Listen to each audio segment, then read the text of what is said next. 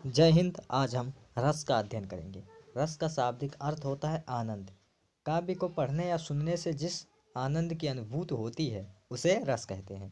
रस के मुख्यतः 4 अंग होते हैं: अस्थाई भाव, अनुभाव, संचारी भाव और विभाव। अस्थाई भाव हृदय में मूल रूप से विद्यमान रहने वाले भाव को ही अस्थाई भाव कहते हैं। यहाँ पर अस्थाई भाव एवं रस दिया गया है। श्रृंगार रस का अस्थाई भाव होता है रति। इसी प्रकार वीर रस का अस्थाई भाव उत्साह, शोक। करुणा रस का अस्थाई भाव क्रोध। रौद्र रस का अस्थाई भाव है। रसों अस्थाई भावों की संख्या कुल 11 होती है, लेकिन अस्थाई भावों की मुख्यतः संख्या 9 ही बताया गया है। हम देखेंगे श्रृंगार रस। श्रृंगार रस के 2 भेद होते हैं: संयोग श्रृंगार एवं वियोग श्रृंगार। जहाँ पर नायक नायिका में परस्पर प्रेम पूर्ण क्रियाओं का वर्णन हो, जहाँ नायक नायिका के मिलन का वर्णन हो, उसे इस संयोग श्रृंगार कहते हैं। इसी प्रकार वियोग श्रृंगार, जहाँ नायक एवं नायिका का एक दूसरे से दूर होने के कारण उनकी दुख दशा में वियोग हो, उसे ही वियोग श्रृंगार कहते हैं। जैसे यहाँ पर उदाहरण दिया गया है: पीर मेरी कर रही गमगीन मुझको, और उससे भी अधिक तेरे नयन का नीर रानी, और उससे भी अधिक हर पाँव की जंजीर रानी। इसी प्रकार हम देखेंगे वीर रस। किसी कठिन कार्य को करने अथवा युद्ध के लिए हृदय में निहित उत्साह अस्थाई भाव के जागृत होने से जो अस्थाई भाव उत्पन्न होता है उसे ही वीर रस कहते हैं। उदाहरण है: वीर तुम बढ़े चलो, धीर तुम बढ़े चलो, सामने पहाड़ हो कि सिंह की दहाड़ हो, तुम कभी रुको नहीं, तुम कभी झुको नहीं।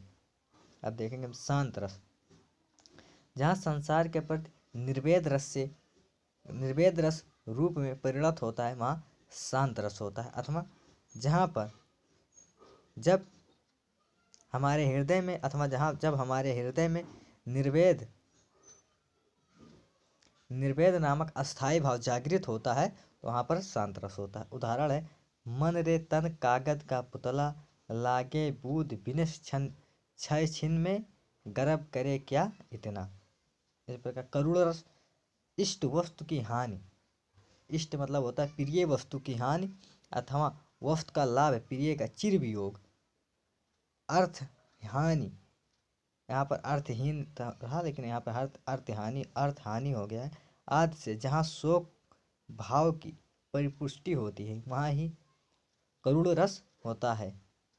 उदाहरण है: शोक विकल सब रोवह रानी, रूपशील बज तेज वखानी, करय विलाप अनेक प्रकारा, परिहि भूमि तल वारहि बारा। रौद्र रस। जब किसी प्रिय वस्तु के अपमान होने के कारण हृदय में बदला लेने की भावना उत्पन्न होती है तो उसे रौद्र रस कहते हैं। जैसे श्री कृष्ण के सुन वचन, अर्जुन क्षोभ से जनने लगे, जब शील अपना भूल कर करतल युगल मलने लगे। भयानक रस।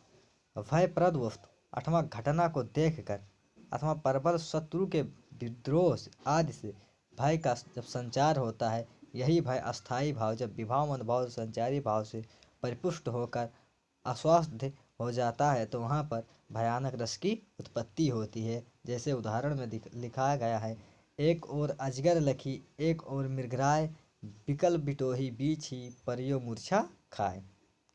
यहाँ पर विभत्स रस। अरुचिकर अथवा दुर्गंधपूर्ण स्थान के विवरण में विभत्स रस होता है। जैसे उदाहरण है: सिर पर बैठो काग, आँख दो खात निकारत, खींचत जीभय सियार, अतहि आनंद उर धारत, गिद्ध जांघ को खोद खोद के मांस उपारत, श्वान अंगुरिन कट कट के खात बिदारत। अद्भुत रस। आश्चर्यजनक एवं विचित्र वस्तु को देखने पर जब आश्चर्य का परिपोषण हो तो वहाँ पर अद्भुत रस होता है। जैसे सत्य दिख कातुक नच जाता, आगे राम रहित सिय भ्राता। हास्य। जहाँ किसी काव्य को पढ़ने अथवा सुनने से हृदय में जो आनंद की अनुभूति होती है वहाँ हास्य रस होता है। उदाहरण के लिए: मैं महावीर हूँ, पापड़ को तोड़ सकता हूँ, गुस्सा आ जाए तो कागज को मोड़ सकता हूँ। अब वात्सल्य रस। जहाँ माता पिता का अपनी संतान के प्रति प्रेम होता है उसे वात्सल्य रस कहा जाता है। जैसे बाल दशा मुख निरख जसोदा पुनि पुनि नंद बुलावत अचरा तर ढाग सूर्य के प्रभु को दूध पियावत।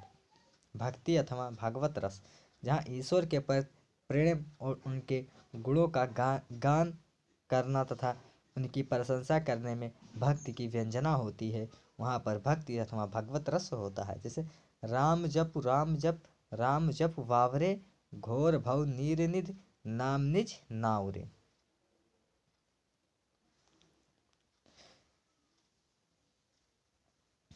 धन्यवाद।